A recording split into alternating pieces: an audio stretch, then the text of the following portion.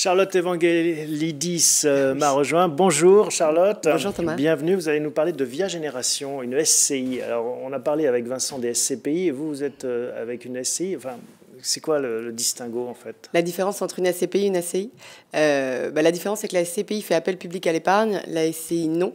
En l'occurrence sur notre support qui est le Viager, on ne peut pas être dans une SCPI puisque ça n'avait pas été prévu par les textes de l'AMF. D'accord, d'où la subtilité, d'où la SCI. Mais ça veut dire qu'en effet, donc, pour investir dans ce support, dans ce vecteur, il y a des procédures différentes? Oui, tout à fait. Ça veut dire que du coup c'est une UC et comme une SCPI, elle est disponible au sein des contrats d'assurance vie. Une unité de compte. Alors, pourquoi vous êtes intéressé au Viager comme support d'investissement? C'est une très bonne question. Oui, ça fait 7 ans moi, que je suis sur ce sujet du Viager, partant d'un constat assez simple, c'est qu'aujourd'hui, on a un enjeu sociétal majeur en France et en Europe.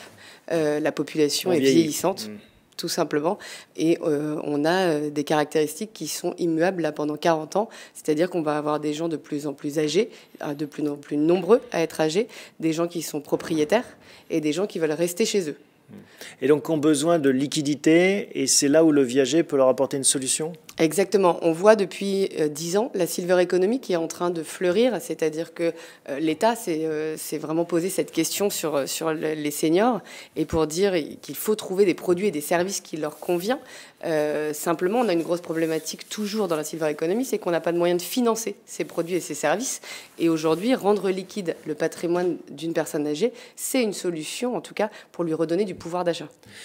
Le Viager a une image un peu sulfureuse parfois. On se dit, oh là là, racheter à ma grand-tante sa maison de campagne, ça, c'est compliqué parce qu'il y a un lien affectif, ou même à quelqu'un qu'on ne connaît pas, mais il y a une relation personnelle, même si elle est indirecte. Comment est-ce que vous passez outre? Il y a un vrai sujet culturel sur le Viager qui n'a pas toujours une bonne image. Donc c'est vrai que la plupart du temps, du coup, les viagers sont utilisés pour des transmissions de tentes. C'est souvent le cas des gens qui n'ont pas eu d'enfants. Et par les notaires, finalement, les viagers qu'on connaît aujourd'hui, c'est un peu des transmissions. C'est pas comme ça qu'on a vu ce sujet-là. Nous, on l'a abordé vraiment dans une idée de solution, c'est-à-dire vraiment d'apporter une solution. Et pour enlever ce côté, finalement, on joue sur l'aléa et la mort des gens, nous, on propose d'acheter, du coup, 100% du bouquet, parce que quand on sait que le Viager, c'est bouquet plus rente, nous, on se dit, on va pas acheter bouquet plus rente, mais 100% du bouquet tout de suite le jour de l'acte, ce qui fait que la personne a toujours un aléa vie, donc un aléa du temps, mais on n'a plus d'aléa prix. On lui aura tout versé le jour de l'acte. D'accord, donc il n'y a pas de rente de verser au fur et à mesure. C'est comme si vous rachetiez complètement l'appartement ou la maison. Exactement, on achète la pleine propriété finalement du bien et on leur laisse un droit d'usage et d'habitation à vie. Et donc il y a un discount quand même sur le prix d'achat. Il y a une décote évidemment, puisque la personne occupe le bien jusqu'à son décès ou sa libération. Et du coup, forcément, nous, on lui précompte des loyers d'avance, en fait. L'autre difficulté avec le Viager, en tout cas quand on le pratique à titre individuel, c'est le côté un peu roulette russe. Le fameux Viager de Jeanne Calment reste dans les mémoires. Et qui est revenu à la mode il n'y a pas très longtemps. Il y a forcément cette idée de statistique et de mutualisation du Viager. Le fait déjà de payer 100% bouquet a enlevé un peu cette idée de roulette russe, puisque de toute façon, qu'il décède plus tôt ou plus tard, on a payé le même prix. Donc ça change un petit peu déjà les donnes. Pour récupérer sa mise, si jamais le but est de la revendre ou de l'en jouir, bien sûr, c'est pas la même chose. Bien sûr. Là, dans le fond, on n'a pas tellement cet objectif, puisque nous, on ne veut pas habiter à la place de la personne, donc on n'a pas une idée de timing. On va vraiment les laisser tranquilles, voire avec plus de moyens. Donc normalement, ils vont vivre plus vieux. Donc le but du fonds, c'est pas tellement de s'attendre à ce que ce soit rapide. Le but du feu, c'est de diversifier. Donc plus on diversifie et plus on en a dans le portefeuille. Et c'est pour ça que c'est une SCI à capital variable. On veut qu'elle dure longtemps dans le temps. On ne fera pas des fonds 1, fonds 2, fonds 3. Parce que plus le fonds sera rempli de biens, plus naturellement il tournera de façon naturelle. Et plus vous allez vous rapprocher de l'horizon statistique de l'espérance de vie, parce que c'est comme ça que c'est calculé. C'est-à-dire que si on vit de plus en plus vieux, il faut que ça suive ce mouvement. Complètement. Alors, on a un grand espoir tout le temps de dire qu'on vit de plus en plus vieux. C'est moins vrai et c'est plus vrai aujourd'hui. Mais ça ralentit. Oui, ça ralentit.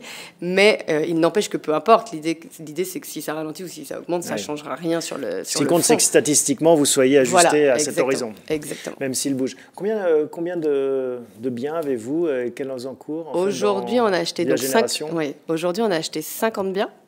Et ça représente pour 30 millions d'euros, sachant que dans le fonds, on investit 70% donc en immobilier viager et 30% qu'on garde en liquidité, en cash. Il y a une sélection aussi que vous opérez. Vous dites on va plutôt en province, à Paris. On parlait avec Vincent tout à l'heure de l'investissement immobilier à Paris. On n'a volontairement pas voulu mettre de frein ni d'objectifs sur ce sujet-là parce que, comme je disais tout à l'heure, le fonds peut durer 40 ans. Donc, peut-être que Bordeaux est une très bonne ville aujourd'hui d'investissement et demain, ce ne sera pas le cas. Donc, je pense qu'il faut rester mesuré. Ça reste de l'immobilier. Donc, l'emplacement, l'actualité, la démographie, ce qui va se passer dans ces villes, l'économie de cette ville va varier dans le temps. Donc, on s'est laissé cette liberté de choix. Il n'empêche qu'on n'achètera évidemment pas à tout le monde parce que le fonds, si on veut avoir des biens qui peuvent se revendre et du coup racheter à d'autres bénéficiaires, il faut bien que ce soit des biens liquides. Il y a une profondeur de marché importante, il y a beaucoup de biens à vendre en viager. Je pense que c'est la question qu'on me pose le plus. Je l'ai posée à la 15e position. Non, mais c'est une vraie... moi, maintenant qui suis dedans, ce n'est même plus un sujet. C'est-à-dire qu'aujourd'hui, sans en faire la moindre démarche ni la même proposition, le marché actuel, moi, pour acheter ces 50 biens, par exemple, on m'a proposé 2500 biens. Et j'en ai peut-être 450 qui peuvent répondre exactement et au prix et à l'endroit et au timing qu'on veut acheter. Donc, 450 biens, si on projette sur les 50 biens qu'on a achetés, c'est 300 millions de collectes. Donc, à quel horizon? Le plus vite possible. Aujourd'hui, je fais des offres sous réserve de collecte. Donc, oui. Avec un atout aussi, ce que vous m'avez expliqué avant le début de l'émission, c'est que chaque année, on prend un an de plus. C'est ça. Pourquoi c'est un atout pour vous? Oui, c'est ça, parce que souvent on pourrait se dire le viager c'est finalement intéressant quand la personne décède. Là, dans le fond, la particularité et ce que je trouve intéressant dans le montage, c'est que plus les personnes sont en vie, donc plus elles gagnent un an finalement, plus le fonds prend de la valeur, puisque nous on achète la nue propriété à la personne et donc notre valeur de nue propriété augmente chaque année tant qu'elle est en vie, puisque le jour où elle décède, on est du coup plein propriétaire à 100%. Exactement. Mais la valorisation est mécanique. Si je vous vends à 70 ans mon appartement, quand j'en aurai 80, vous pourriez le revendre plus cher. Tout à fait. Et vous le faites parfois des arbitrages comme ça pour avoir de la liquidité Alors, le fonds a un an, donc on n'a pas eu cette nécessité. Non, voilà, on n'a pas eu cette nécessité. Quotidien. Donc, il n'y a pas ce marché où on pourrait se dire qu'il pourrait y avoir un marché secondaire. L'idée du fonds n'est pas tellement de revendre en cours pour avoir de la liquidité. C'est pour ça qu'on a gardé une poche liquide de 30%. L'idée, c'est vraiment pour le coup d'attendre les libérations pour en racheter deux ou les mettre en location parce que pour le coup, on en a remis en location aussi. C'est assez original comme approche. Est-ce que ça existe dans d'autres pays, en Europe ou ailleurs? Pas à ma connaissance. En l'occurrence, c'est très nouveau parce que ça n'existait pas, encore une fois, dans ce type de montage. Le viager, ça existe depuis toujours, mais c'est un moyen de paiement. Mais ça n'a jamais existé en tant que fonds. Donc, pour l'instant, non, je pense que c'est le premier fonds. À suivre. À suivre.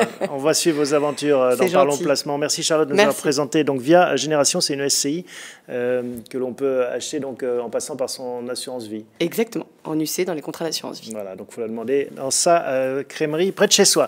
Vous viendrez nous raconter la suite. Merci Charlotte, gentil, à bientôt. Merci à vous tous de votre fidélité. On se retrouve dans un mois pour un prochain épisode de Parlons Placement.